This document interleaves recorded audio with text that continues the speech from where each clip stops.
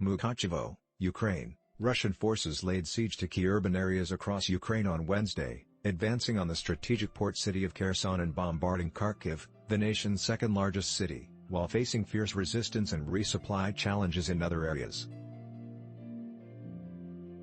Russian state media, citing defense officials, said Moscow's troops were in control of Kherson, setting the stage for an advance toward Odessa, a major prize on Ukraine's Black Sea coast.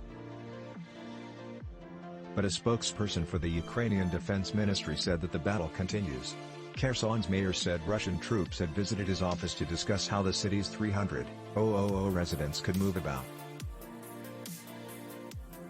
Still, the mayor wrote on Facebook, "The flag above us is Ukrainian."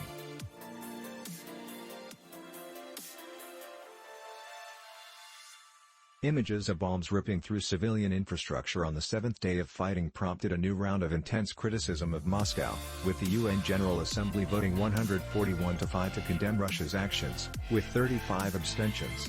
"This is shameful," Secretary of State Antony Blinken told R. At the General Assembly session in New York, Russia's ambassador to the United Nations, Vasily Nebenzia, dismissed critics as peddlers of lies and repeated earlier statements by Russian President Vladimir Putin that the goal of the invasion was to demilitarize and degenocide Ukraine.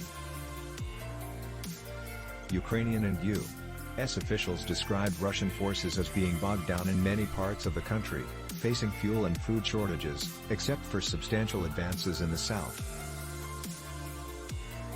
"They have lost a sense of momentum," said Pentagon spokesman John Kirby.